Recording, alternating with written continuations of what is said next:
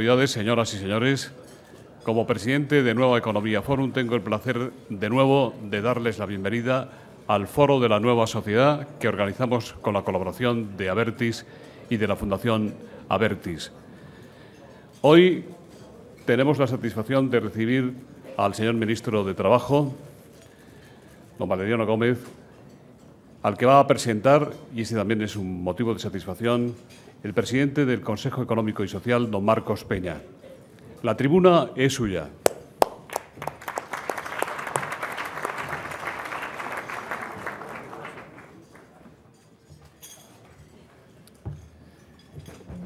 Señor presidente del Senado, ministro, delegada, autoridades, señoras y señores, queridos amigos, les aseguro que no hay mejor manera de empezar el día que presumiendo de un amigo, que disfrutando del buen hacer de este.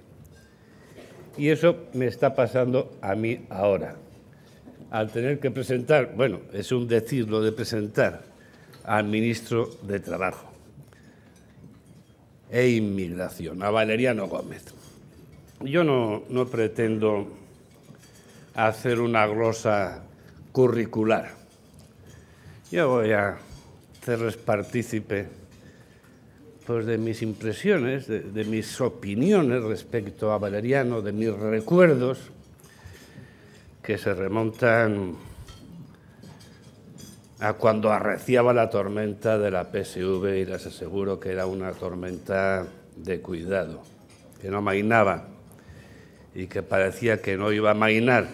Bueno, pues ya para empezar llegó Valeriano y la cosa se acabó calmando. Pasó el tiempo, he ido descubriendo tres virtudes que para mí son esenciales y que creo que ellas marcan su seña de identidad. Se entrecruzan unas y otras y son el compromiso social, el conocimiento y la tolerancia. Bien, sabemos todos que la época en la que vivimos es incierta y se suele frivolizar todo, y a menudo el compromiso político y el compromiso social parece como si transitara entre la oportunidad y lo arcaico. Bueno, pues hay gente que no.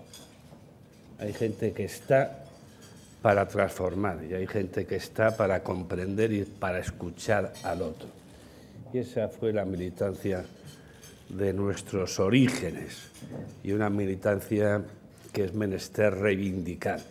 Y claro, para transformar hay una cosa que es totalmente necesaria, que es el conocimiento.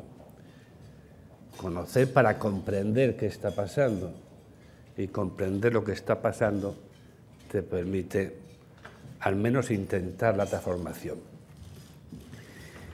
Y no es que el conocimiento en cuanto tal de Valeriano no sea importante, porque nos encontramos con uno de los economistas que más sabe en España de algo tan huidizo como es el mercado de trabajo y que más ha publicado, que es una pieza esencial de la Fundación Ortega. Pero lo importante de Valeriano no es el conocimiento, es la humildad del conocimiento, porque es lo más alejado a la famosa arrogancia del experto de turno de nuestros días, el que aplica la conocida soberbia del misionero y que tiene respuesta para todo. Pues aquí no, porque aquí está la tercera virtud de Valeriano, que es la tolerancia. Y la tolerancia es fundamental para aplicar cualquier medida en la vida, porque significa ponerse al lado del otro, escucharle, ver que incluso el otro puede tener razón. Esta es la esencia del laicismo, la tolerancia, y es totalmente una pieza inescindible de cualquier reforma. Pues así le he visto yo siempre, comprometido, consciente y tolerante. Y claro, y eso todo el mundo lo sabe, todo el mundo que lo conoce, se hacía querer porque era un hombre de bien. Y tanto es así que les cuento una cosa que es totalmente cierta. Cuando hace 3 meses le nombraron ministro, yo me llevé un disgusto. Yo creí que era una cosa espantosa. Porque era imposible conseguir cualquier tipo de acuerdo, y mucho menos en pensiones. Y lo iba a pasar mal, y lo iba a pasar muy mal, y dejaba una vida confortable y reconocida. Oiga, qué bueno es equivocarse. Bendita equivocación. Pues se ha conseguido el acuerdo. Bienvenido. Yo no voy a hablar ni de lo conseguido ni lo que está por conseguir, pero sí que tengo que destacar una cosa que es cierta, que es que en la dificultad, y en dificultad estamos, la única herramienta de trabajo que tenemos es la palabra. Y esto es fundamental. Lo de estar y escuchar al otro es fundamental. Si es que nadie está en posesión del secreto, si es que no hay recetas mágicas, si es que la única receta mágica es la de hablar, es la de comprender. Y es que hay una cosa fundamental. La situación es tan difícil que cualquier solución exige el compromiso y la implicación de todos, o de la mayoría de todos. Y para que esta implicación y este compromiso se produzcan, hay que tener un diagnóstico compartido y hay que tener propuestas concertadas. Y en eso estamos. Y por eso, insisto, nunca fue mejor venido un acuerdo. Y concluyo y resuelvo una confusión. Podría pensarse que como presidente del CES venía a hacer una presentación institucional. Bueno, pues no es verdad. Yo no venía a eso. Yo no venía a presentar a Valeriano Gómez, sino a celebrar a Valeriano Gómez. Un fuerte abrazo, Valeriano.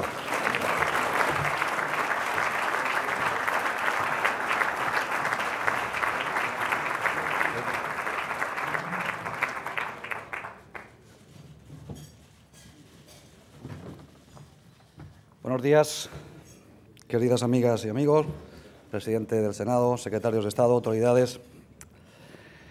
Bueno, son palabras amistosas de un buen amigo, Marcos Peña, el presidente del Consejo Económico y Social de España. Yo fui consejero hasta hace unos meses del Consejo Económico y Social, representando a la Unión General, que es como se llamaba antiguamente la Unión General de Trabajadores. Y he estado muchos años, sí, trabajando en el Ministerio de Trabajo con diversos ministros. Alguno de ellos veo por aquí, a Luis Martínez Noval.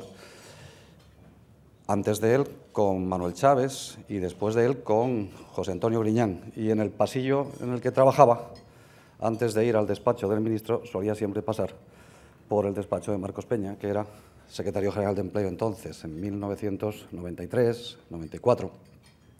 Él estuvo hasta 1996. O sea que vivió una parte intensa de la crisis económica por la que atravesó España en aquella segunda mitad de los 90. Fue una crisis dura y él tuvo la responsabilidad de dirigir la política de empleo en aquellos años difíciles, también convulsos, por cierto, en lo social, y que culminaron tras un proceso de reformas en el ámbito laboral que él también protagonizó, en la recuperación económica, en la creación de empleo. En 1995, unos años después de que España devaluara en 3 ocasiones consecutivas su moneda, el empleo ya estaba creciendo a una tasa de alrededor, a un nivel de alrededor de 350.000 puestos de trabajo anuales, a la altura, al comienzo de 1995. Han sido pues palabras amables que agradezco, pero hoy estamos aquí para explicar algunas de las cosas que conforman, algunos de los elementos que conforman el paquete de reformas más intenso, más ambicioso, que se hayan acometido en España durante los últimos años.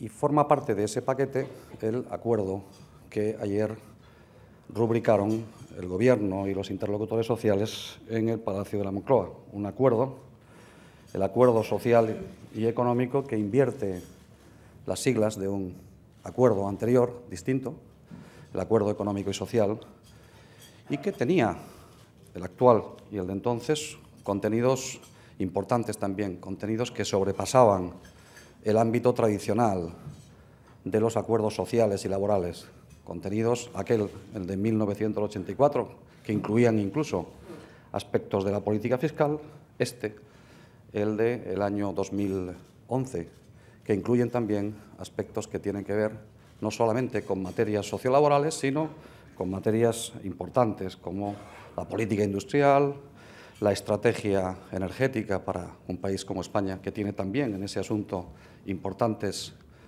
interrogantes de futuro, que es necesario despejar cuanto antes, y también ámbitos que tienen que ver con la política de ciencia y de innovación.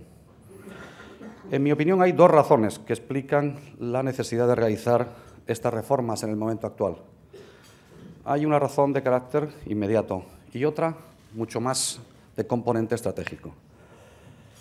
Se trata, en primer lugar, para lo inmediato, de asegurar con este conjunto de reformas las condiciones de financiación de la economía española. Sí, lo que estamos haciendo con este paquete de reformas es asegurar que la economía española despeje cuanto antes todo el conjunto de sus incertidumbres que posibiliten el retorno a una financiación imprescindible en este momento. Durante los últimos años hemos acometido un proceso inversor, sí, pero un proceso inversor que excedía con mucho de nuestra capacidad de ahorro. Y ello ha dado lugar a la acumulación de un nivel de endeudamiento muy elevado.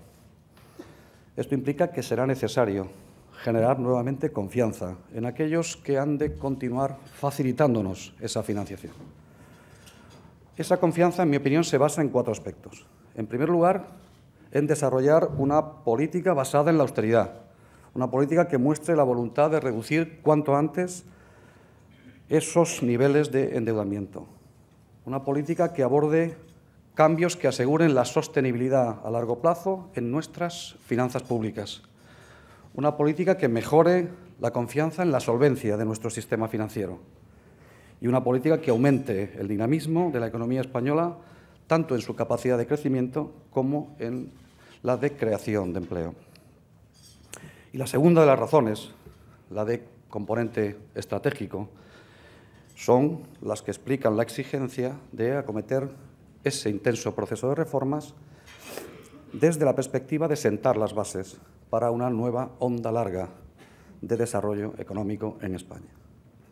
Este desarrollo económico, este desarrollo productivo, tiene que tener en cuenta los requisitos que imponen las nuevas condiciones de nuestro marco económico global. En primer lugar, una elevada y creciente competitividad en el conjunto de los mercados mundiales. En segundo lugar, una importante flexibilidad y capacidad de adaptación para las economías. En tercer lugar, un elevado esfuerzo en innovación. En cuarto lugar, un crecimiento continuo de la productividad a través de una mejora permanente en la inversión en capital humano, en capital físico, en capital tecnológico y una cada vez mayor especialización en actividades de mayor valor añadido. Y en quinto, a través del impulso de eso que los economistas llamamos la productividad total de los factores, que se deriva de un funcionamiento cada vez más eficiente del mercado, de las instituciones y de los sistemas sobre los que actúa la economía y que actúan en ella. Y todo ello teniendo en cuenta una cuestión clave, que las condiciones que implica la pertenencia a un área monetaria única para una economía como la española son bastante más exigentes, mucho más exigentes que lo que uno podía imaginar hace 10 años, cuando España se incorporó al euro. Hemos cedido la política cambiaria, las posibilidades de devaluación a las que me refería anteriormente, y con ello hemos perdido el recurso al mecanismo tradicional con el que durante décadas la economía española adaptaba sus problemas, restauraba sus desequilibrios.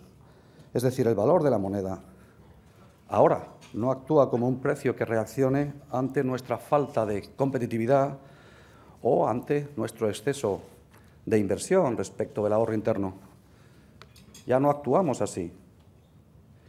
Y, por otra parte, además, junto a ello, la política monetaria ya no es tampoco una política nacional y no responde a nuestras necesidades, sino a las necesidades del conjunto del área monetaria, única. Por eso, esta cuestión implica ha implicado además unas condiciones de financiación mucho más laxas de las que en muchos momentos corresponderían a nuestra situación. Estos 10, 12 últimos años son una buena muestra de esto que ahora cito. Ello significa que los tipos de interés no operan tampoco como mecanismo de precios para limitar nuestro exceso de demanda de financiación. En este nuevo marco es fundamental la autodisciplina, muy importante, la autodisciplina, de la que no hemos tenido exceso en el pasado. No extralimitar nuestra capacidad de endeudamiento como respuesta a las posibilidades de disfrutar de tipos de interés relativamente bajos. Implica también no despreocuparnos de nuestros desequilibrios exteriores. Implica también no despreocuparnos de la evolución de nuestro nivel relativo de competitividad. Todo esto que les señalo es esencial para poder comprender plenamente el sentido de las actuales reformas. El porqué de la intensidad de las mismas. Las razones también para elegir este momento al concentrarlas todas al mismo tiempo, en el mismo periodo de tiempo.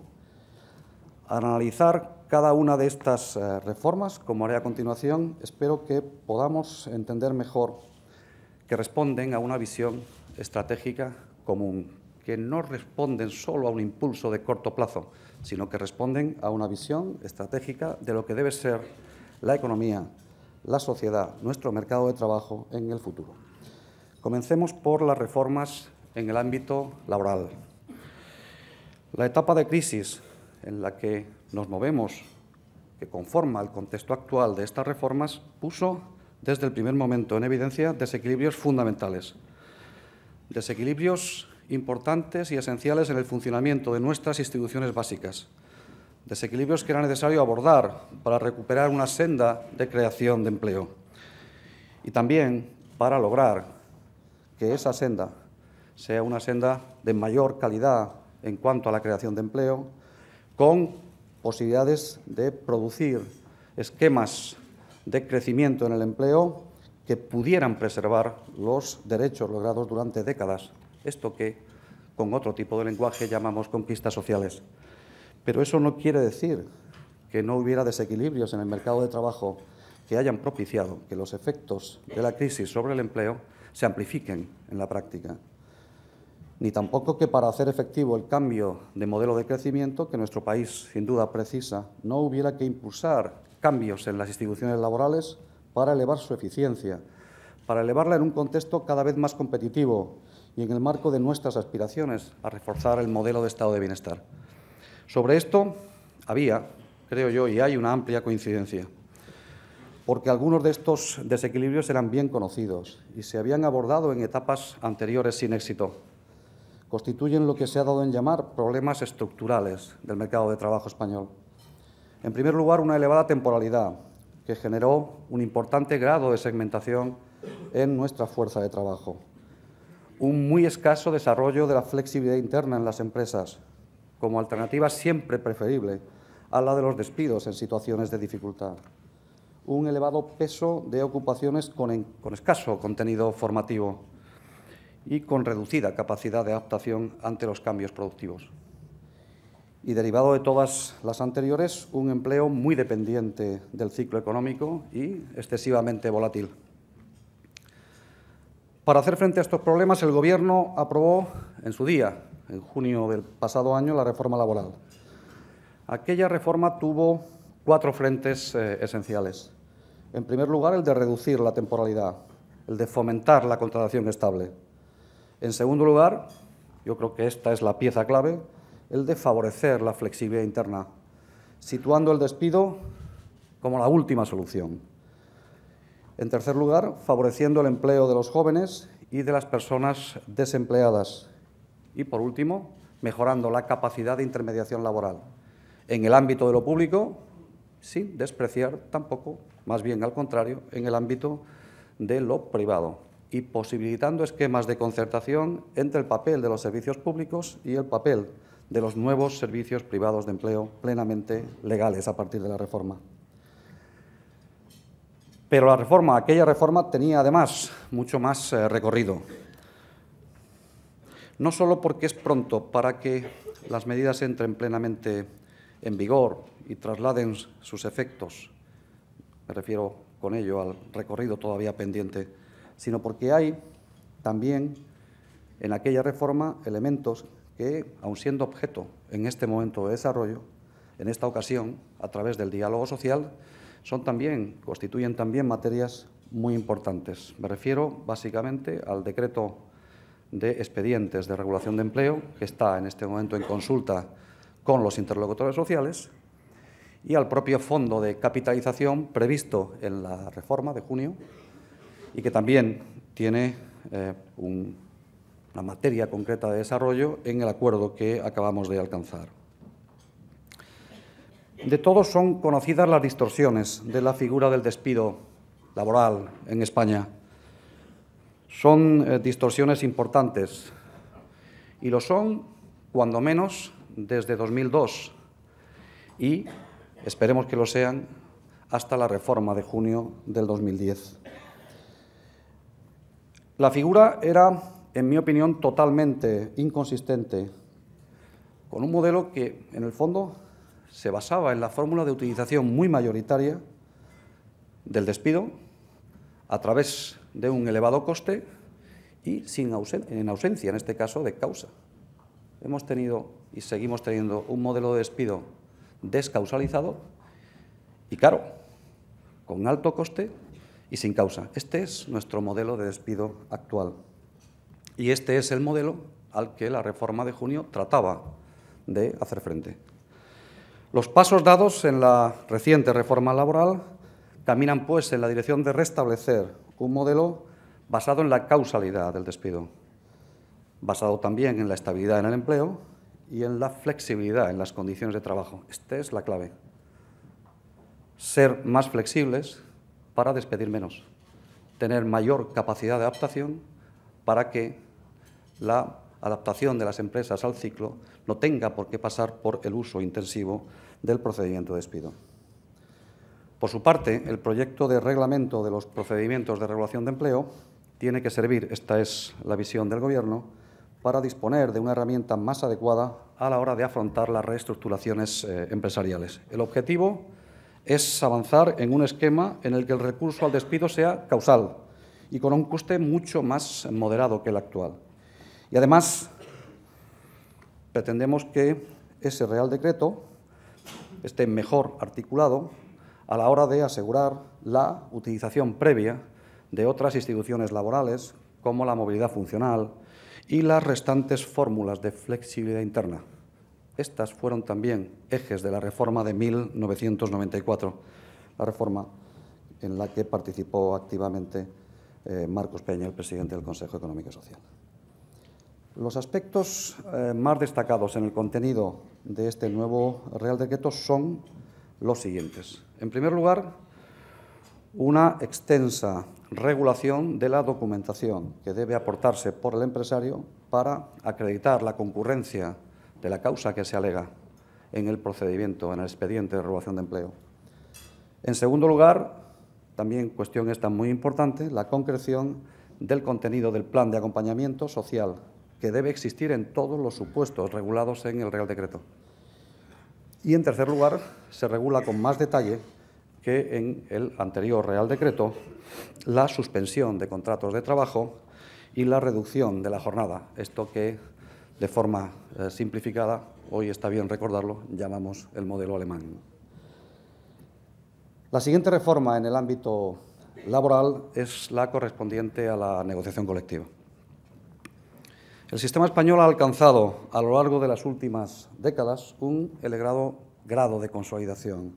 En este momento tenemos una tasa de cobertura de la negociación colectiva, de los convenios colectivos, de alrededor del 80% del conjunto de los trabajadores, del potencial de trabajadores afectados.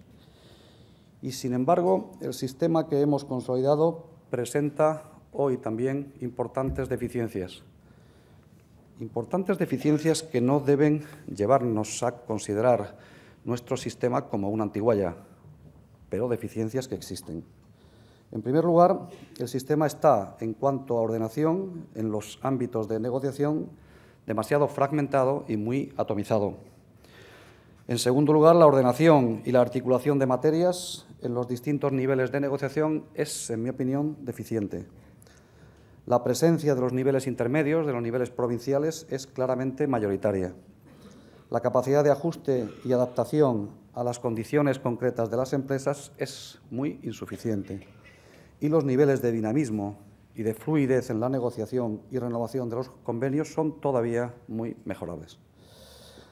La Ley de Reforma Laboral de junio y el propio acuerdo entre los interlocutores sociales de febrero del 2010, ese acuerdo del que nadie se acuerda, establecieron un mandato de negociación bipartito, un mandato de negociación entre las partes que planteaba la reforma de las reglas que rigen el sistema de negociación colectiva en España. El acuerdo social y económico suscrito en el día de ayer también reafirma estas líneas de actuación. Es el momento, pues, para la negociación bipartita.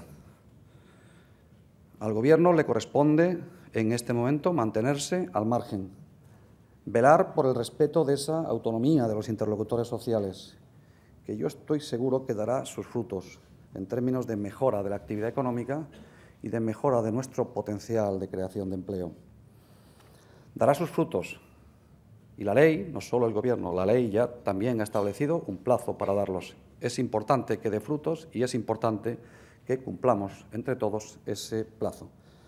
Ayer el presidente de la COE contaba con mucho acierto que otros países, decía él, han empezado las reformas, es verdad, antes que nosotros, pero nosotros las estamos haciendo bien y con la misma intensidad y en la misma dirección que ellos. Y respecto de la negociación colectiva, decía que es efectivamente un tema importantísimo. Tenemos que cambiarla y sabemos entre todos cómo hay que cambiarla. Este es, creo yo, el principal contenido en esta materia del acuerdo suscrito ayer. La convicción de que hay que cambiarla y el saber la dirección hacia la cual hay que cambiar nuestro sistema de negociación colectiva.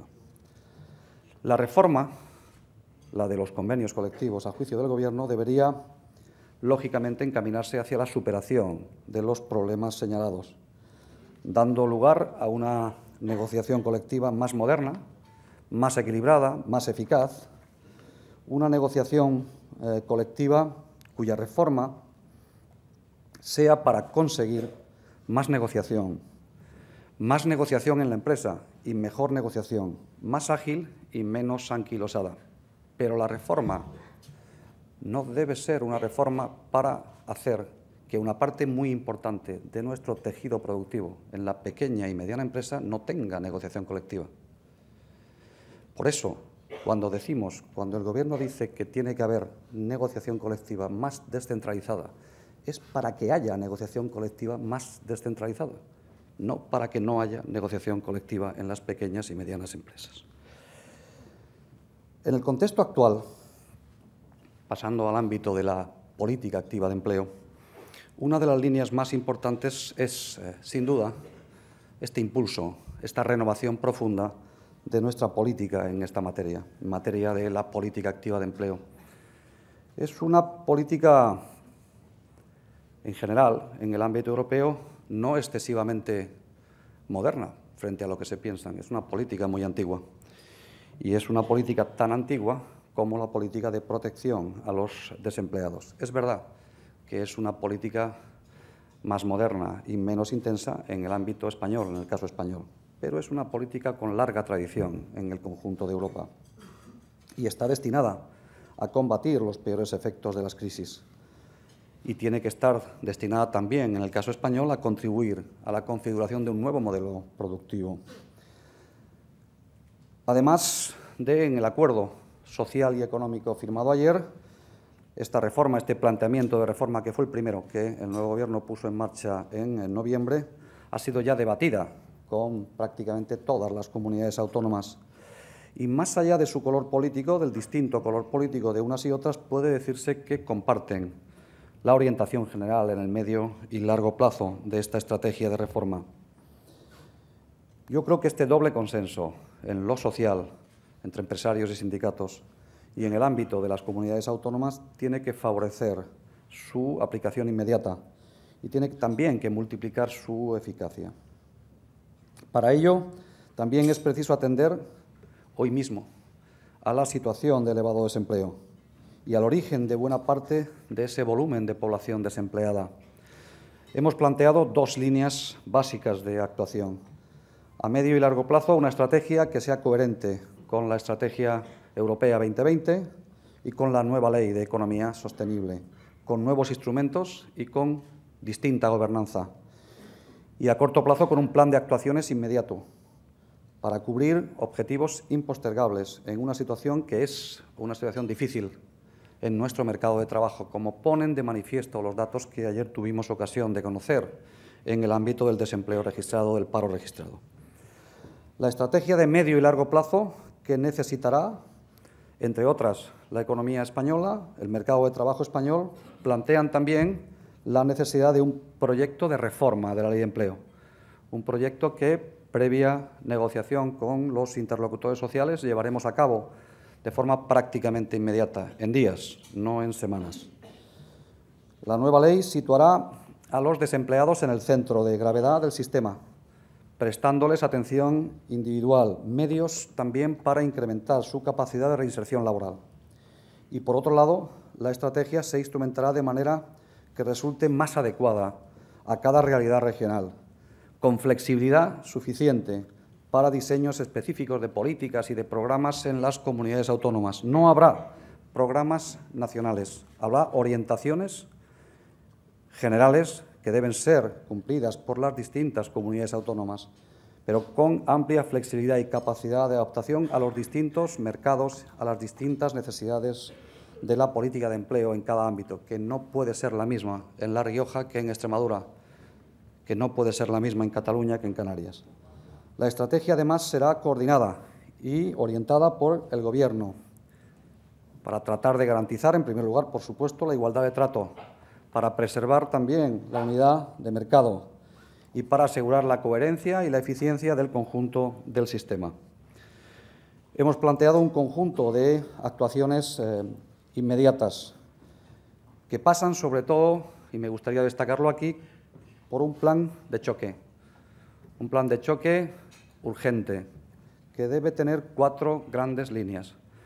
La primera, ya establecida en el acuerdo firmado ayer, lo constituiría un programa excepcional de incentivos al empleo, un programa limitado en el tiempo que se aplicará durante los primeros 12 meses de vigencia de la norma, un programa destinado a favorecer a los colectivos más afectados por el desempleo, los menores de 30 años, los jóvenes menores de 30 años y los parados de larga duración. Un programa instrumentado fundamentalmente a través del contrato a tiempo parcial, pero en el que también figurará la contratación en prácticas. Un programa que pretende ser una buena alternativa para que las empresas adelanten decisiones de contratación durante este año. No habrá nuevos incentivos después de este año. Solo habrá incentivos, importantes incentivos, por cierto. En el caso de las empresas de menos de 250 trabajadores, tendrán una reducción del 100% de su cotización. Pero los incentivos se concentrarán solo y exclusivamente durante el primer año de vigencia del plan. Y después habrá un conjunto de incentivos destinados a la transformación de esos contratos, los que sean contratos a tiempo parcial temporales, en contratos de carácter estable, de carácter indefinido. En segundo lugar, el plan tendrá un programa de recualificación profesional de quienes ya hayan agotado sus prestaciones. El programa incluirá también, durante 6 meses desde su aprobación definitiva, un nuevo esquema activo, de política activa, con un diagnóstico individual, con un itinerario personalizado de inserción, en 2 tipos de acciones para los desempleados: medidas activas de formación y ayudas económicas de acompañamiento ayudas económicas que ascenderán al 75% del IPREM, una cantidad aproximada de 400 euros mensuales, hasta un máximo de 6 meses. La condición es que el beneficiario no tenga, obviamente, rentas superiores al 75% del salario mínimo. Habrá, por consiguiente, una prueba de rentas para los beneficiarios de estas prestaciones. Y la tercera de las acciones es la dirigida a mejorar la empleabilidad, a combinar acciones de orientación y de formación para el empleo que estén dirigidas a quienes tengan baja cualificación. ¿Quiénes son? En mi opinión, son también aquel conjunto de personas, de desempleados, muchos de ellos jóvenes, por cierto, y que son también las nuevas víctimas de aquellos excesos en el ámbito inmobiliario que permitieron también, además, que una parte importante de nuestra población joven abandonara precipitadamente el mercado de trabajo, abandonara precipitadamente su formación, se insertara en un mercado de trabajo sin cualificación previa, con altos salarios, con altas rentas, y ahora, al cabo del tiempo, ni tienen formación ni cualificación, ni tienen salarios ni rentas, y si siguen pensando en dedicarse a la construcción, cometerán un error importante, porque la construcción, el sector de la construcción con un tamaño de 2.700.000 ocupados, como tenía en el último trimestre del 2007, ese, para bien, ya no volverá a ser un sector de ese tamaño en España, en la España que conoceremos los que estamos aquí hoy sentados. El segundo gran ámbito de las reformas en nuestro sistema de pensiones es, lógicamente, uno de los asuntos clave, el asunto clave de la reforma del acuerdo, del conjunto de reformas que contiene el acuerdo social y económico firmado ayer. España, lo saben todos ustedes, cuenta con un sistema de pensiones avanzado. Un sistema de pensiones avanzado tanto en términos cuantitativos, gastamos en él prácticamente 9 puntos de nuestro PIB, y tiene también un sistema de pensiones con efectos muy contrastados, efectos beneficiosos en el ámbito de la redistribución y en el ámbito de la cohesión social. Es un sistema que ha combatido con eficacia la pobreza, y la pobreza, además, entre las personas de mayor edad. Pero no solo ha tenido esos efectos. La crisis también ha puesto de manifiesto la fortaleza de nuestro sistema de reparto, sí, la fortaleza. Es una paradoja, pero hay que partir de este análisis, de esta consideración. Tenemos un sistema de pensiones de reparto público muy fuerte hoy. Y, sin embargo, el Gobierno y los interlocutores sociales han acordado impulsar la reforma de este sistema, porque al hacerlo, y esto es algo esencial durante las próximas semanas, los próximos meses, al hacerlo así, tenemos que responder a una pregunta esencial. ¿Por qué es necesaria esta reforma? ¿Por qué España necesita reformar un sistema de pensiones que hoy es tan sólido y que ha resistido también el embate de la crisis? En primer lugar, porque la sociedad española se enfrenta en las próximas décadas a un elevadísimo grado de envejecimiento de su población. Y este es un fenómeno al que cualquier sistema de pensiones de reparto es especialmente sensible. Los sistemas de reparto son sistemas que se enfrentan siempre a la demografía y son sistemas que sufrirán siempre con la demografía. Nuestra actual estructura poblacional y el propio incremento de la esperanza de vida permite asegurar, este es el análisis que hace el Gobierno en esta materia, que en 40 años, en los próximos 40 años, el número de personas mayores de 64 años se habrá duplicado. Pasaremos de 7,6 millones en 2009 a 15,3 millones en 2049.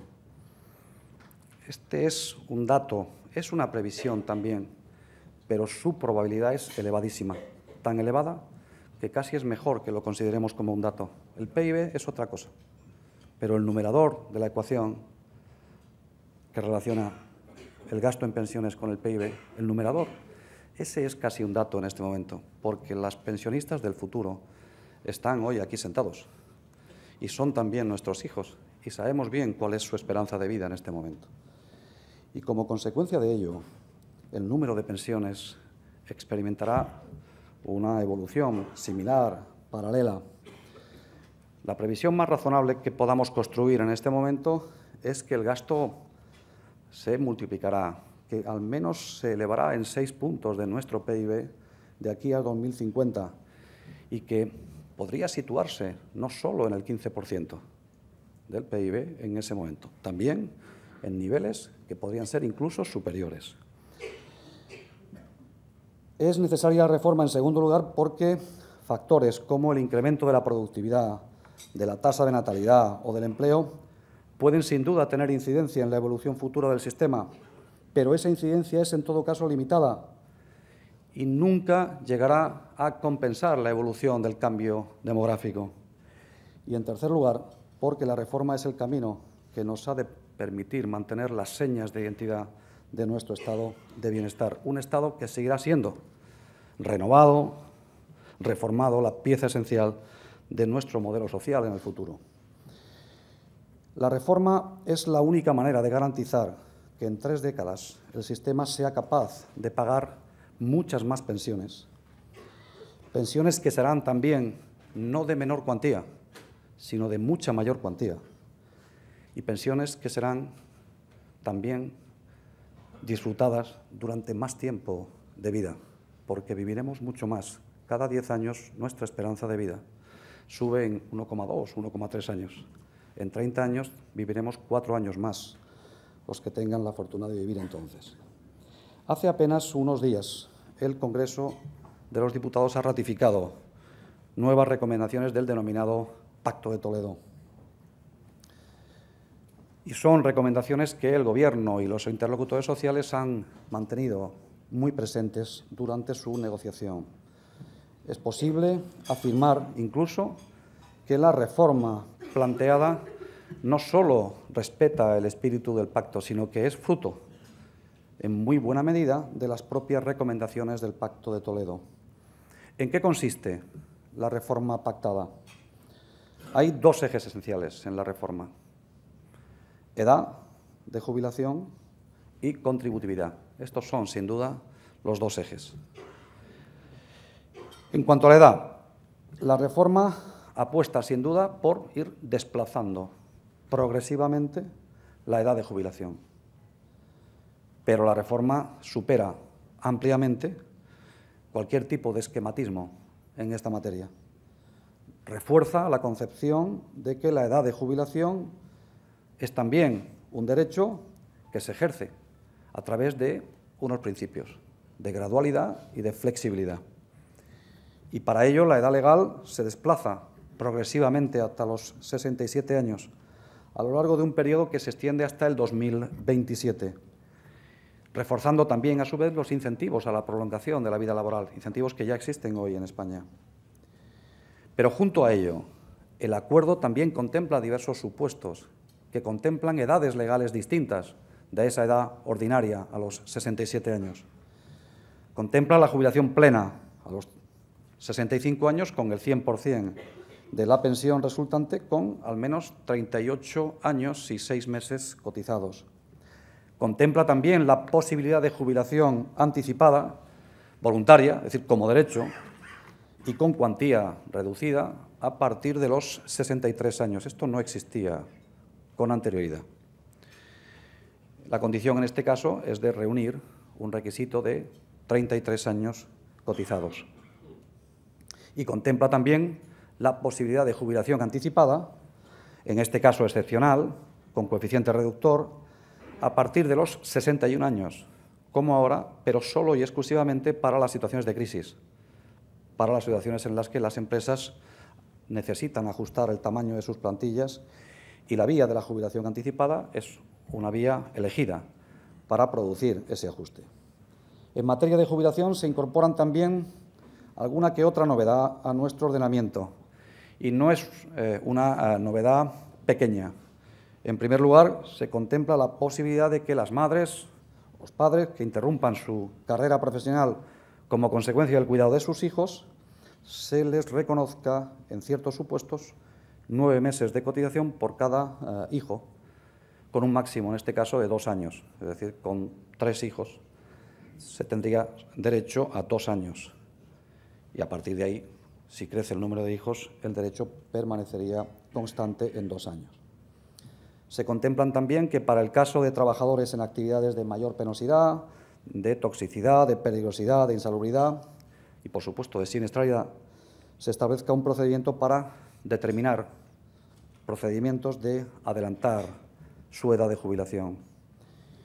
Y junto a ello se contempla la posibilidad de que los jóvenes en programas formativos o en programas de investigación, sus empleadores puedan cotizar a la Seguridad Social aunque no exista relación laboral durante ese proceso y aunque, como ocurre ahora, no tenga que existir relación laboral previa para poder conformar, para poder suscribir con la Seguridad Social un convenio especial. Respecto al segundo eje de la reforma, contributividad, lo que plantea la reforma es una modificación que en sí mismo constituye prácticamente el avance de una sola vez, progresivo, pero de una sola vez, en el periodo de cómputo más importante que se ha producido durante las reformas del sistema de pensiones en España, en la etapa democrática. Se amplía el periodo de cómputo de 15 a 25 años y se modifica la escala que relaciona la base de cotización, el número de años de cotización con la cuantía de la pensión, se modifica progresivamente también para hacerla exactamente proporcional, sin ningún tipo de distorsión en función de cuáles sean los años previos de la cotización. Las medidas suponen, en primer lugar, por supuesto, mayor proporcionalidad entre cotizaciones y entre prestaciones. Y las medidas suponen, sobre todo, ese su objetivo. Se plantean el objetivo de lograr carreras más largas de cotización. Solo con carreras más largas de cotización podemos financiar un sistema que tendrá más tiempo de percepción de la pensión, que tendrá mayor volumen de pensionistas. Algunas veces decimos, ¿qué ocurrirá si tenemos carreras más cortas? ¿Qué pasará con aquellas personas que tengan carreras más cortas? Y la respuesta es que si tenemos muchas personas que en el futuro tienen carreras más cortas, no podremos financiar el sistema de pensiones. De ahí la importancia de que nuestro sistema, que descansa como todos los sistemas de reparto en el empleo, sea también un sistema que estimule la cotización, que estimule el compromiso y la contribución en la base de cotización y en el número de años al sistema de protección social. El acuerdo contempla también otras medidas. La principal de ellas es el establecimiento por primera vez en nuestra regulación del denominado factor de sostenibilidad. Es un factor fundamental también, no solo por su novedad, sino por lo que implica. Y lo que implica es que con el tiempo, después de este periodo transitorio, cuando se modifique periódicamente la evaluación de la esperanza de vida, el sistema ajuste sus parámetros, guardando la proporción entre los ingresos y los gastos. Lo ajuste no con automatismo, lo ajuste previa evaluación, lo ajuste previa a consolidación de un nivel de diálogo y de acuerdo entre el Gobierno de turno y los interlocutores sociales, como venimos haciendo en España durante este tiempo, pero sabiendo que los sistemas tienen que responder a la evolución de la esperanza de vida y que los sistemas de reparto son los sistemas más sensibles a la evolución, precisamente, de la esperanza de vida. Ayer, el secretario general de la Confederación Sindical de las Comisiones Obreras, Ignacio Fernández Toxo, decía en el acto de la firma del acuerdo que el acuerdo debería servir para recuperar en toda su intensidad el Pacto de Toledo y que es, decía él, un acuerdo de pensiones que supone para la consolidación del sistema español de seguridad social al menos el equivalente a los 3 acuerdos de pensiones anteriores. Y se proyecta, decía Ignacio, en un horizonte temporal similar a aquel sobre el que han actuado esos 3 acuerdos anteriores. Hasta aquí he relatado las reformas más importantes que componen el acuerdo. Junto a ellas, incorpora contenidos, ya lo hemos señalado, en el ámbito de la política industrial, en el ámbito de la política energética, de la política de ciencia y de innovación y también, por cierto, en el tratamiento de cuestiones relativas a la función pública en España. Función pública que también tendrá que adaptar su regulación en clases pasivas a la que establece el nuevo acuerdo, la nueva ley de reforma de las pensiones del sistema de la seguridad social. Por último, no quiero dejar de referirme a otra de las grandes reformas que estamos abordando desde el Ministerio. Es la reforma correspondiente al nuevo reglamento de la Ley de Extranjería. En mi opinión, afrontar el cambio migratorio no es posible sino a través de esta pieza clave en materia de extranjería. Una pieza que obviamente no puede ir más allá de la ley, pero que sí permitirá responder mejor a los actuales retos en el nuevo contexto. Un nuevo contexto que en lo económico implica el reconocimiento de que hay un cambio en el ciclo y que la capacidad de absorción de mano de obra de la economía española, de mano de obra procedente del exterior, se ha reducido drásticamente. Por eso, las principales líneas que tienen que trazar la reforma del reglamento serían, en mi opinión, las siguientes. En primer lugar, la de consolidar la cultura de la regularidad. El Gobierno ha luchado siempre contra la irregularidad. Ha tratado de promover flujos migratorios ordenados. Ha tratado de luchar contra las redes de tráfico de personas y ha colaborado con los países de origen de forma intensa, especialmente los del norte de África. Hoy el reto no está, como saben bien todos ustedes, en las entradas de población inmigrante, sino en garantizar que los extranjeros que están aquí con nosotros, sigan en la regularidad, que no salgan de ella. Este es el principal reto de la política de inmigración en España en estos momentos. Por eso es importante fomentar la integración, fomentar la igualdad de derechos y de oportunidades y también, por supuesto, la igualdad de deberes en la permanencia de los extranjeros, de los trabajadores extranjeros en España. En tercer lugar, fortaleciendo la colaboración entre administraciones públicas, sobre todo las locales y las regionales. Y, en cuarto lugar, incluyendo mecanismos para fomentar y garantizar la movilidad. Debo terminar. Déjenme por un momento que les resuma lo que he tratado de decirles. El paquete de reformas es, decía al principio, un paquete importante, el más importante que en España hayamos desarrollado en las últimas décadas. Es importante por la dimensión de las políticas concernidas. Son políticas que afectan de diversas formas a todas las empresas y a todos los trabajadores del país. Y también afectarán a los futuros pensionistas. No afectan a los actuales, pero afectarán a los futuros.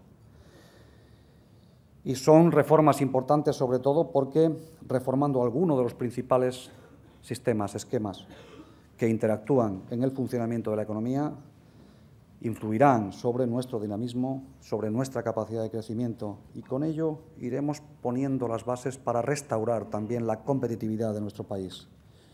Y son importantes por su profundidad. No quiero exagerar si digo que cualquiera de ellas supera en una comparación a la mayoría de las abordadas en sus respectivos ámbitos a lo largo de las últimas décadas.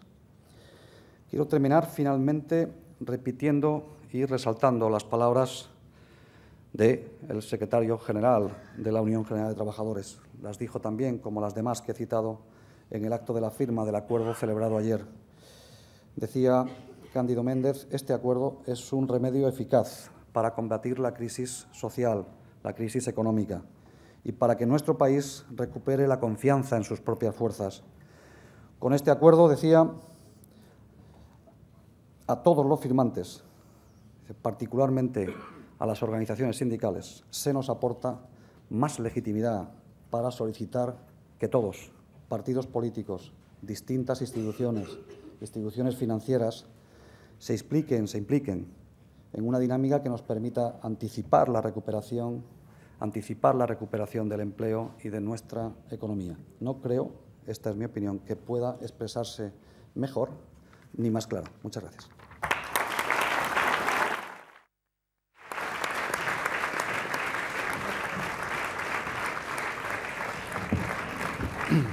Señor ministro, muchísimas gracias por su intervención. Tenemos poco tiempo, pero quisiera al menos trasladarle algunas de las preguntas que inciden en los temas de mayor actualidad. Juan Carlos González, de Televisión Española, Yolanda Durán, de Diario Crítico, alguna pregunta sin firma, desde El Economista, desde Dossier Empresarial, desde la RAC 1, Jordi Armenteras, desde la 4, Beatriz Benallas, desde el Periódico de Cataluña, Rosa María Jiménez, le preguntan por la señora Merkel. ¿Qué le parece la propuesta de la canciller Merkel de ligar las subidas salariales a la productividad o los beneficios de las empresas? ¿Van a proponer en la reforma de la negociación colectiva que se deje la referencia de la inflación para subir y revisar salarios, como sugiere Bruselas? ¿Cuándo se va a corregir y diseñar el mecanismo de la productividad? ¿Qué posiciones constata usted entre sindicatos y empresarios para la reforma de la negociación colectiva? Si no llegan a un acuerdo los agentes sociales, ¿legislará el Gobierno y en qué sentido lo haría? Sí, muy brevemente. España tiene un modelo de cláusula de revisión salarial que procede del tránsito de la dictadura a la democracia. Procede de la adaptación a nuestro nuevo entorno institucional del marco de relaciones laborales entonces vigente. Y procede de un cambio que abandona la revisión salarial basada en la inflación pasada para incluir la inflación prevista, la futura, en la forma de determinar los salarios. Este fue un cambio que permitió orientar la evolución de nuestra economía hacia una forma de desinflación intensa en muy poco espacio de tiempo. Pasar de crecimientos salariales del entorno del 30 a 35% en 1977 a tener crecimientos salariales 10 años más tarde de apenas el 3,5%. En algún año con sorpresas en los salarios, distintas de la que hemos tenido en 2009, que fue una sorpresa de precios que se desplomaron. Pero ese modelo no fue mal y la única forma de hacerlo razonable, digámoslo así, digerible para los trabajadores es que si la nueva norma estaba basada en la inflación prevista, tuviéramos una cláusula de revisión por si había sorpresa en la evolución de los precios, para que nadie tuviera sorpresas. Y esa es la razón para que hubiera cláusula de revisión. Los países que no tienen cláusula de revisión en modelos o que no tienen modelos de revisión sobre inflación prevista, los suelen tener sobre inflación pasada. Esta es la realidad europea cuando la repasamos. A nosotros no nos ha ido mal en ese aspecto. Siempre habrá algún año que consideremos que ha sido malo en ese sentido. Pero España no ha tenido una mala experiencia en ese aspecto. Hemos tenido, por consiguiente, cláusulas de revisión porque teníamos inflación prevista. Y muchos países tienen inflación pasada. Los sindicatos y los empresarios tienen como orientación la inflación pasada. No tienen cláusula, pero se basan en inflación pasada. Tenemos que, por consiguiente, evaluar cuál es el mejor modelo de los existentes. Tuvimos un mal año en el 2009, sí. Los precios se desplomaron y los salarios durante meses permanecieron estables porque estaban ya pactados en muchas ocasiones. Pero en 2010 los salarios están en tasas de crecimiento del 1%, 1,1%, exactamente las tarifas salariales pactadas en convenio. Y los precios están más allá del 3%. O sea que hemos recuperado en el 2010 una parte, digo recuperado en términos de excedente, en términos de recomponer la situación, las pérdidas que para las empresas se produjeron en el 2009 como consecuencia de la estabilización del crecimiento salarial pese a la existencia de precios negativos. La reforma de la negociación colectiva es una reforma fundamental, ya lo he dicho antes. En mi opinión, es una reforma que tiene que hacer frente a estos dos aspectos esenciales. ¿Qué es lo que pasa con ese espacio intermedio entre convenio de sector y convenio de empresa? Es un espacio intermedio gris, en mi opinión. No es demasiado eficiente y tenemos que intentar hacerlo progresivamente desaparecer, no por ley. No sería constitucionalmente posible. Hay libertad de negociación, tiene que haber también libertad de negociación. pero es cierto que, estableciendo una buena distribución de materias, podemos primar el convenio de empresa y primar también el convenio sectorial. Esta es mi opinión respecto a la negociación colectiva. Pero debo reservarlas, y el Gobierno va a reservar su opinión a este respecto durante este tiempo, porque es importante que los interlocutores sociales puedan pactar esa reforma. La ha transmitido ya en el tiempo. Hemos dicho más convenio sectorial y más convenio de empresa. Y hemos dicho también que es necesario una solución para que no pueda haber convenios que hayan perdido su vigencia durante un tiempo y que puedan estar años y años sin que se negocie, en muchas ocasiones, sin que se negocie y sin que se alcance acuerdo. Y en muchas ocasiones, además, como hemos tenido la posibilidad de comprobar en estos meses anteriores, en muchas ocasiones con fuertes perjuicios para el conjunto de la colectividad. Esto no debe mantenerse. Y debe haber en los convenios, debe haber procedimientos de arbitraje, procedimientos de mediación, para que cuando pase demasiado tiempo sin renovar ese convenio, habiendo perdido vigencia, el propio convenio establezca una fórmula, un procedimiento de mediación y de arbitraje. Fernando Jáuregui, de diariocrítico.com, dice: tras el acuerdo de ayer, que espera trámite parlamentario, ¿cambiará el Gobierno su forma de pedir consensos a la oposición? Lo digo, dice Fernando Jáuregui, por la convocatoria por telegrama a los portavoces parlamentarios. ¿O no fue así? Isabel Lumbreras le pregunta qué piensa que van a hacer el PP y los otros partidos y si ya cuentan ustedes con Izquierda Unida, PNV y CiU. Sí. Yo creo que en esta materia, en materia de pensiones y en alguna que otra materia más, hace mucho tiempo que el Gobierno espera a la oposición. Y ahora yo creo que tenemos la ocasión, más allá de anécdotas, la ocasión de tener un procedimiento de discusión parlamentaria de un tema tan importante como el de la reforma de nuestro sistema de pensiones, al que también comparezca en la mayoría conformada en el Parlamento alrededor de esa reforma el principal partido de la oposición. El día 25 hubo una votación en el Pleno del Parlamento español. El Congreso votó una enmienda transaccional pactada a iniciativa, en este caso, de CiU, de Convergencia y Unió, también con el Grupo Parlamentario Socialista, con el Grupo Nacionalista Vasco y con Coalición Canaria. Fue una enmienda que, en lo esencial, reiteraba el diseño de la reforma, prácticamente en medio folio, y fue votada por todos ellos con la abstención del Partido Popular. Yo creo que esa abstención está indicando, está prefigurando una voluntad de incorporarse a la mayoría parlamentaria en esta materia por parte del principal partido de la oposición. Si lo hace, el Gobierno obviamente estará satisfecho de que así sea.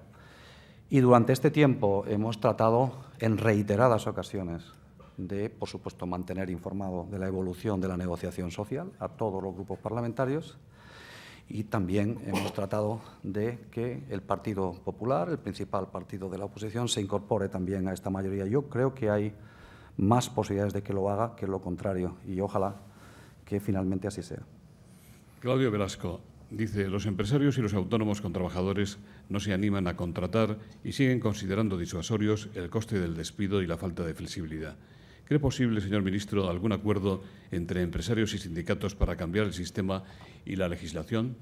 En su opinión, ¿es implanteable o imposible a corto o medio plazo un fondo de capitalización según el modelo austriaco? ¿Por qué no cala la recomendación de la OCDE y de varios expertos sobre la implantación de un contrato único de duración indefinida con menor coste directo para las empresas en caso de resolución? 3 preguntas importantes, todas ellas orientadas hacia la consideración del coste del despido como un elemento de disuasión de la contratación. El coste del despido en España es un coste del despido alto porque se utilizan procedimientos, o se utilizan mayoritariamente procedimientos no causales, en efecto. Cuesta trabajo a veces reconocerlo, pero es así. El 85%, prácticamente el 85% de los despidos que se realizan en España en este momento, en un año de crisis, son despidos improcedentes efectuados con arreglo a la Ley 45/2002, a la ley que, digámoslo así, descausalizaba definitivamente el despido en España. Y la reforma, efectivamente, va encaminada a lo contrario, va encaminada a tratar de insertar una parte de esos despidos en procedimientos más causales, negociados, de carácter colectivo y, cuando existe causa, de carácter individual. La reforma también va encaminada a que este sea, como he dicho antes, el despido sea un arma final, no un arma habitual, no un arma que se utiliza masivamente, por desgracia, en España. Esta es la orientación que tenemos en la reforma. ¿Es el coste del despido un elemento disuasorio para un país que tiene la mayor tasa de despidos de la Europa desarrollada? Da la impresión de que no. No es un problema de coste de despido. En mi opinión, es un problema de insuficiencia, de flexibilidad interna de nuestro modelo de relaciones laborales. Esta es la clave. La clave no está en buscar nuestros problemas, en facilitar el despido. La clave está en buscar la solución de nuestros problemas, en facilitar los ajustes, la flexibilidad interna de las empresas. Esta es la orientación y este tiene que ser necesariamente nuestro futuro. Somos un país que abusa del despido, además de un despido caro. Y lo que tenemos que hacer es un país que tenga un despido más barato, pero que abuse mucho menos de él. Y en cuanto al fondo de capitalización, es un fondo previsto en la ley de reforma de junio. Es una ley de reforma, la de junio, que planteaba la posibilidad, después de un año de entrada en vigor de la reforma, que existiera un fondo que financiara una parte del despido, o una parte, pero que también pudiera financiar la posibilidad de que cualquier trabajador pudiera tener derechos acumulados en función de la antigüedad de su empleo. Esos derechos no tendrían por qué ser solo ejercidos cuando el trabajador pudiera resultar despedido, sino incluso cuando se jubilara o para actividades, dice la ley, de formación o de recualificación. Este fondo tiene que todavía definir bien cómo se financia, porque la ley a su vez establece como limitación que no debe suponer un crecimiento de las cotizaciones sociales empresariales. Y esta es la principal dificultad. Queremos un fondo que financie el despido, que financie derechos para todos, pero queremos un fondo, además, que lo haga sin incremento de las cotizaciones sociales de las empresas. A resolver esta ecuación, sin duda difícil, es a lo que está destinado el grupo de trabajo, el grupo de expertos que está establecido en el acuerdo que acabamos de firmar y que debe tener alguna conclusión con un mandato expreso antes de que termine, como es lógico, el plazo previsto en la ley, que es junio del presente año. O sea que nosotros esperamos que un buen grado de conocimiento jurídico y económico que existe en España, hay mucha ciencia jurídica y económica que existe en España, es una ciencia que es protagonizada, créanme, por más de 100 personas. Y queremos que esa ciencia también nos ayude a conformar un nuevo esquema de fondo de capitalización en España durante los próximos meses. Por último, respecto del contrato único. El contrato único es una figura que ha sido discutida intensamente durante 2010 en España. Está siendo discutida también en este momento en el ámbito de la Comunidad de la Unión Europea. Es una figura que no existe, como saben todos ustedes, en ningún país de forma pura, y podríamos hablar de que se parece mucho al modelo existente en Dinamarca, pero es una figura excepcional en este momento en nuestra realidad europea. Creo que ha habido avances también en la discusión en ese sentido, y una de las principales dificultades para su instrumentación en el caso español es el desconocimiento de que España tiene un modelo constitucional de despido causal, que no puede ser, por consiguiente, un despido con tratamiento único, que tiene que haber un coste distinto para el despido improcedente y otro coste para el despido con causa, para el despido procedente. Si se superan estas dificultades conceptuales y legales en el caso español, yo creo que hay posibilidad de seguir discutiendo en el futuro con algún grado de éxito en esta materia. Le leo más preguntas. Jesús Pérez, de la Fundación Francisco Largo Caballero, dice: ¿cuándo estima que la reforma laboral empezará a dar frutos en materia de reducción de la precariedad? Porque tras cerca de 9 meses de vigencia no se observa ninguna señal, por mínima que sea, en esa dirección. Pepa Romero, de Intereconomía, dice: ¿cuándo presumen que el paro al menos se estabilice?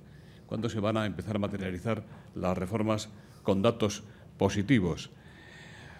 Ander Carazo, de Colpisa, le pregunta qué medidas va a tomar el Gobierno para combatir el paro juvenil. Y Paloma Estrada dice: el plan de choque demuestra que la reforma laboral no ha sido suficiente.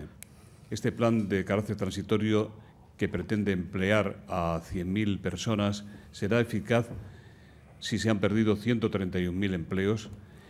Y Adolfo Favieres dice: ¿cuál es la previsión de la cifra de desempleados para este año y el próximo?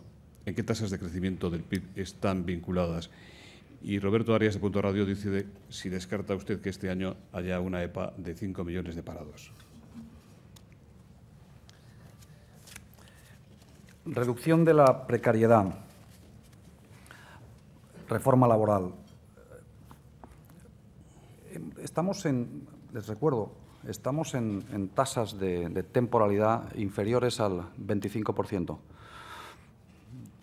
24 y algo por ciento es la última tasa de temporalidad en España. Salimos de la crisis de los 90 con una tasa de temporalidad cercana al 34%.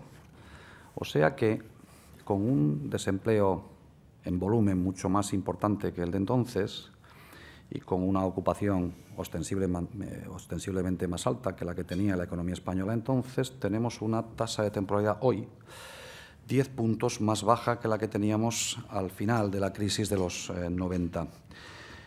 Con esto lo que les quiero decir es que, en realidad, por más que la legislación tiene influencia en la evolución de las magnitudes laborales, es la estructura productiva y su evolución la que explica mejor que la propia legislación la evolución de las tasas de temporalidad. Hemos perdido 1.300.000 empleos en construcción, y alguna influencia tenía que tener eso sobre la evolución de nuestra tasa de temporalidad, y hemos perdido también una parte importante del empleo en la industria auxiliar, alguno de ellos empleo de carácter, digamos, coyuntural, empleo también temporal, porque la industria siempre supo que una parte importante de los pedidos en el ámbito de la industria auxiliar tenía su origen en un sector de la construcción cuyo tamaño no podría evolucionar de la forma que lo había hecho en el pasado hacia el futuro.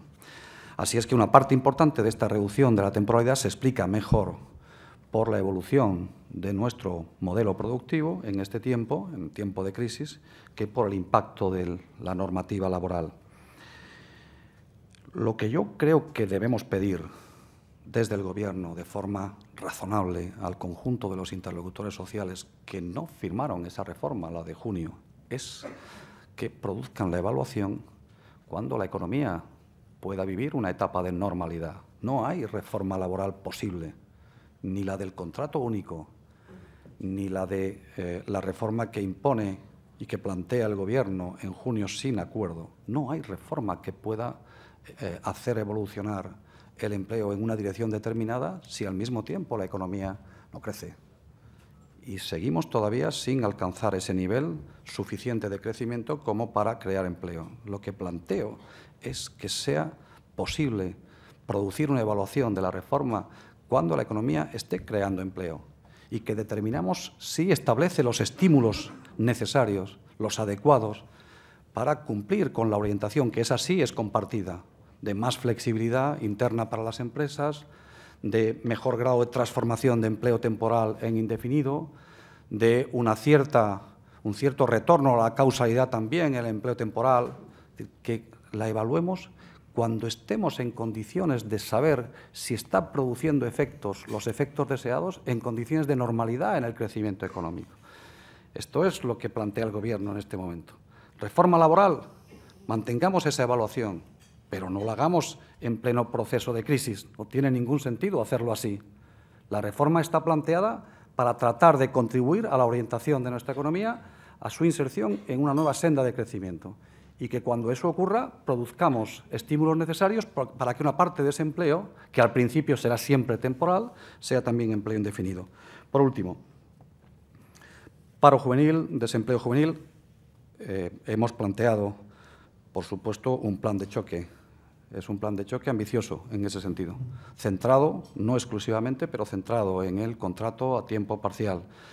Contrato a tiempo parcial, aunque sea de carácter temporal durante este próximo año, tendrá estímulos también incluso el contrato a tiempo parcial que sea concertado, que sea conformado de forma temporal. Serán excepcionales, pero queremos de esa forma adelantar esa decisión. Como siempre ocurrió también durante las etapas de crisis, el Gobierno mantiene su previsión macroeconómica de evolución del empleo para la segunda parte del año y mantiene que durante ese periodo de tiempo la economía española empezará a crear empleo neto, porque tendrá ya un grado de crecimiento, un nivel de crecimiento suficiente para comenzar a crearlo. Al principio será débil, siempre lo destaco. Esta es la novedad de nuestra salida de la crisis ahora respecto de crisis anteriores. Pero en 2012 ya seremos una economía con capacidad para crear empleo y probablemente para empezar a reducir algo nuestro nivel de desempleo.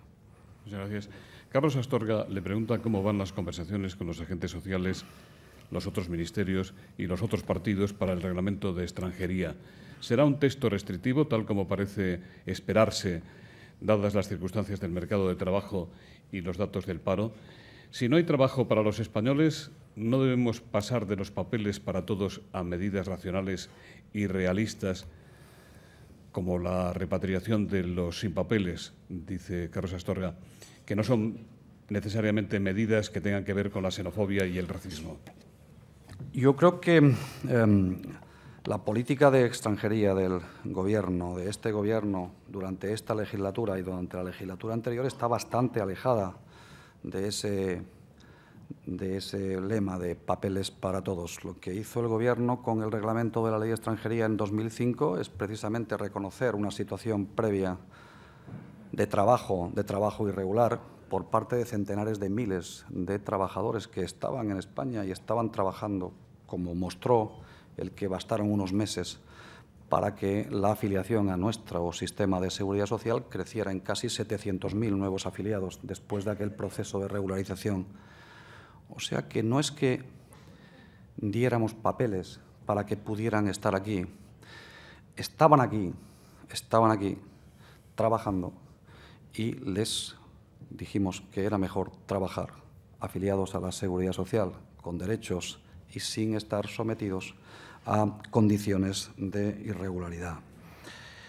Lo hicimos y desde entonces, insisto, nuestra afiliación dio un salto en meses de más de 700.000 afiliados. Hubo un año, el año 2005, donde nuestra población afiliada creció en 1 millón, de nuevos afiliados. Esos casi 700.000 extranjeros y otros 350.000 prácticamente de población nacional que ganamos en términos de empleo en ese mismo año. Ahora ha cambiado el ciclo. Ahora están volviendo más de los que vienen, bastante más vuelven de los que vienen. Esto es lo que nos dicen nuestros datos. Y son datos que son fácilmente contrastables. Y eso tenemos que contemplarlo en términos de regularidad, de normalidad, porque tiene que ser así, porque eso significa que está funcionando el esquema, que vienen cuando hay trabajo y que comienzan a irse cuando deja de haberlo, retornando a sus países o a otros países de la Unión Europea que están en este momento ya retornando al crecimiento y a la creación de empleo. Y lo que plantea el reglamento es precisamente, el nuevo reglamento, es precisamente fomentar esta cultura de la regularidad. Es decir, tratar de hacer que, como consecuencia de la situación coyuntural, no haya irregularidad sobrevenida, manteniendo, por consiguiente, la obligación de búsqueda activa de empleo para los trabajadores inmigrantes que hayan recaído o caído en el desempleo. Debo decirles que cuando uno analiza la afiliación a la seguridad social y lo discrimina por población nacional o inmigrante, el volumen de afiliados inmigrantes hoy, en el 2011, 2011 a comienzos de 2011 es prácticamente similar entre la población extranjera que la que existía antes de que comenzara la crisis. O sea que mantienen un fuerte grado de compromiso, como no podía ser de otra forma, con el empleo, porque han venido aquí, se piense lo que se piense, han venido aquí a trabajar, sobre todo a trabajar y a vivir. Vamos a terminar con estas dos preguntas. José Manuel González Huesa, de Servimedia, dice: en las conversaciones con los agentes sociales se ha planteado revisar la pensión de viudedad, su cantidad y su concepto pensado para otra situación laboral. Manuel Pascual, de 5 Días, dice: uno de los puntos del acuerdo prevé la bonificación de la contratación para jóvenes empresas innovadoras. ¿Puede ampliar detalles a este respecto? ¿Qué otros beneficios se les dará a estas empresas jóvenes innovadoras? En cuanto a viudedad, hemos planteado en el acuerdo la necesidad de revisar los esquemas de protección, muy especialmente para las personas que están en una situación especial. Siempre hemos hablado de que el problema no es solo o tanto la reforma de la pensión de viudedad, sino el tratar de contemplar las situaciones que atraviesan aquellas personas viudas que además viven solas y que tienen, por consiguiente, necesidades distintas, también en lo económico, de aquellas que siguen conformando una unidad familiar, ¿no? Este es, creo yo, el aspecto más importante que tenemos que contemplar en la reforma del sistema y en la tramitación parlamentaria del sistema, sin descartar la posibilidad de introducir alguna reforma adicional en el ámbito de la regulación de la pensión de viudedad en España. Y respecto de las bonificaciones, lo que hemos planteado es que hay dos colectivos, muy numerosos, por cierto, no colectivos poco numerosos, muy numerosos, de parados de larga duración en España y de jóvenes menores de 30 años. Y los hemos hecho foco, centro de atención de la política activa, en este caso de la política de estímulos a la contratación. Son estos dos colectivos, cuando las empresas contraten a parados de larga duración y a jóvenes, las que tendrán, en ese caso, una reducción intensa, insisto, en sus cotizaciones sociales, a través de un contrato, que es el contrato a tiempo parcial, o a través del contrato en prácticas. Contratos, además, que tendrán, y estímulos, además, que tendrán una vía de transformación en la contratación estable cuando pase el periodo de vigencia del nuevo programa de estímulos. En nombre de Abertis y de su fundación, don Ernesto Mata, consejero, va a despedir este acto. Muchas gracias, ministro. Muchas gracias, José Luis. Pues en nombre de Abertis y su fundación, quiero dar las gracias a Nueva Economía y muy concretamente al Foro de Nueva Sociedad para permitirnos poder patrocinar un acto de esta índole. También aprovecho, como siempre, la ocasión para felicitar a José Luis Rodríguez por permitir, gracias a este foro, a la sociedad civil poderse manifestar como lo hace y brindar sus opiniones. Quiero también, y esto va de felicitación, felicitar al ministro por su valentía y por haber aceptado el cargo en la circunstancia en la cual aceptó y como estaba entonces España, ¿no? Si a los hechos nos remitimos, y en términos futbolística, podemos decir que ha sido un excelente fichaje. Y por último, polemizar sobre si las reformas son cortas o largas o como sean, creo que lo más importante es arrancar y haber prolongado lo que ya estaba haciendo. Es una reforma muy ambiciosa que abarca todos los ámbitos, incluso hasta el energético. Con lo cual, enhorabuena, y también haciendo mías las palabras de Marcos Peña, esto se ha conseguido gracias a la tolerancia y al diálogo, indiscutiblemente. Enhorabuena, ministro. Gracias. Muchas gracias.